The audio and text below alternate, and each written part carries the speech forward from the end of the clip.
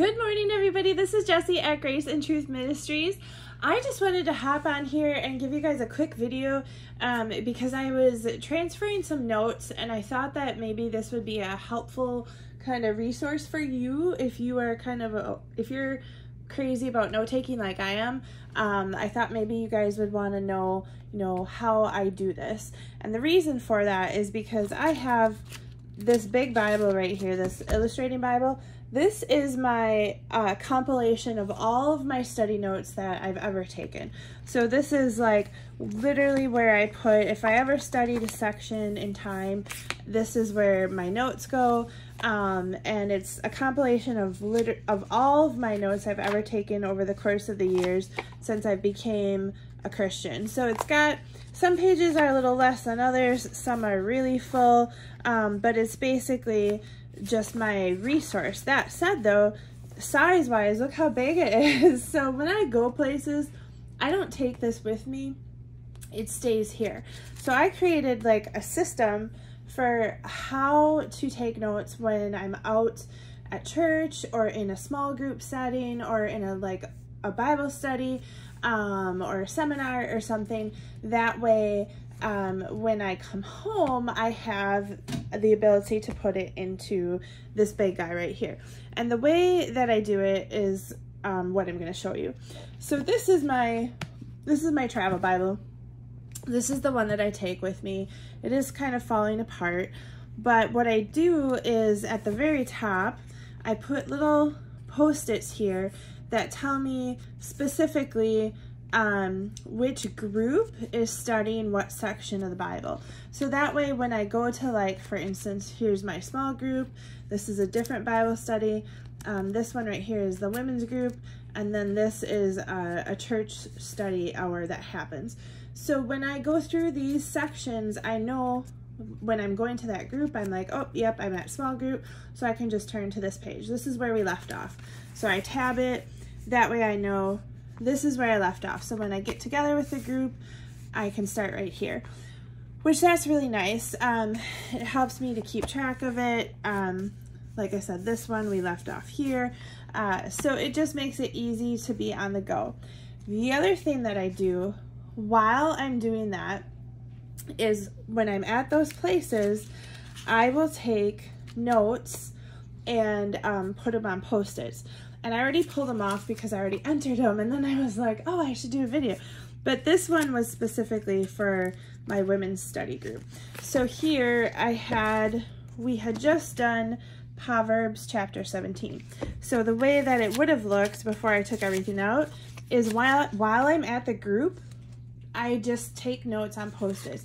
And you can do this however you want, if you want to do it in a notebook and then transfer that way. But I like to do it like this, because then I just stick all my notes from all the different thoughts I had, like all the different verses or whatever.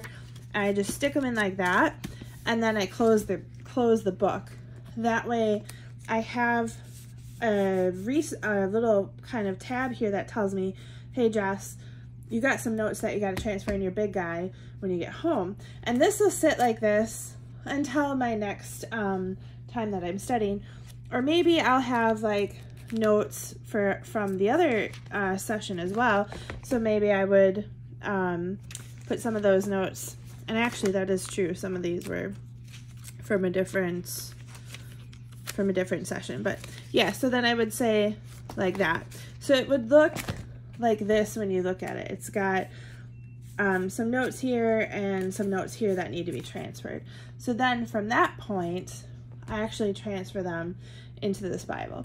But like I said, I already transferred these ones, but I do have some that I did not. So these are done, and then I just throw my Post-its away. If you have a notebook, you can do the same thing. Sometimes when I'm at studies, I don't use this notebook, this Bible, just depending on the group I'm with. There's one group that the way we study together, everybody brings a different commentary. That way each person has a little bit more insight. So this is the commentary I used this week, and here you can see the Post-its are up here. And so I'm gonna now transfer these particular notes into my mega Bible study Bible, the one that I just discussed earlier. So this is from Genesis 32. We did a short study on when Jacob is wrestling God. The group had some questions related to, you know, that story, looking for clarification, so we just kind of dug into it together. So then I'm going to take these notes and I'm going to transfer them into here. So I am going to open up this big guy to Genesis 32. 32.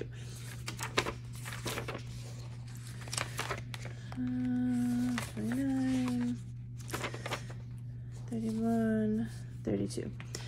Okay, so, and I'm going to try to see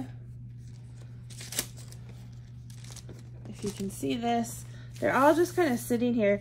Here's another thing that I try to do when I'm putting these Post-its in, is I put the verse that it relates to right on top, and then I just stack them as I'm writing. That way when I go back to transfer, it's a little easier for me to read my notes. And I'm only going to show you one because, like I said, I'm trying to keep this video short for you guys just to be resourceful, so you don't have to watch me put all of my notes in. Well, maybe I'll do two, but okay. So the first one is a note on 32:1, and it looks like it's just a clarification on a word. So it says, Jacob went on his way and God's angels met him. When he saw them, Jacob said, this is God's camp. So he called the place Mahanaim. And I wanted to specify specifically what Mahanaim means, and forgive me if I spelled that wrong. So I put on here that it means double camp east of the Jordan River. So I am just gonna square this word out and say that it's called double camp, and then I'm gonna put a note that it's east of the Jordan River. Now, sometimes I will just do like a write-in. Sometimes I will literally just take the Post-it and put it in. It just kind of depends on, you know, what is the information. And like I said, now that I'm done with it, I just put it aside. So this next one is for 32:24. So I'm going to go down to that, and this is where Jacob wrestles with God. It says, Jacob was left alone, and a man wrestled with him until daybreak. When the man saw that he could not defeat him, he struck Jacob's hip socket as they wrestled and dislocated his hip. Then he said to Jacob, let me go, for it is daybreak. I just have a note that Hosea 12:4 refers to this story also. The limp is a surrender. Jacob no longer goes against God and struggles, but he chooses to submit. And then I clarified that Israel means struggles with God. I don't actually think I need to rewrite this. I like how clear it is. So I'm actually just going to put it underneath this other one, right like that. It's got the verse number there, so I know what it relates to. And now it's good to go. So that's how I do this. That's literally how I transfer my notes into my giant Bible study Bible, because I like to keep things organized. I'm a little bit of a person like that. You know, I have my specific Bible for my prayer time, which is this one, and, you know, all my tabs here and my prayers. And then I have my Bible that I keep track of any messaging that God has for me in my personal walk of faith with Him, and that's where this stuff sits. And so that's just what I do. I have one for study, one for prayer, one for God's conversations with me, and that's just my personal preference. But I thought maybe there might be other people like me who want a good way and a good resource to keep track of all your study notes. So I hope you found this helpful today. Thank you so much for your time. Thank you for stopping to check it out. I love you guys. God bless you, and I will see you again later.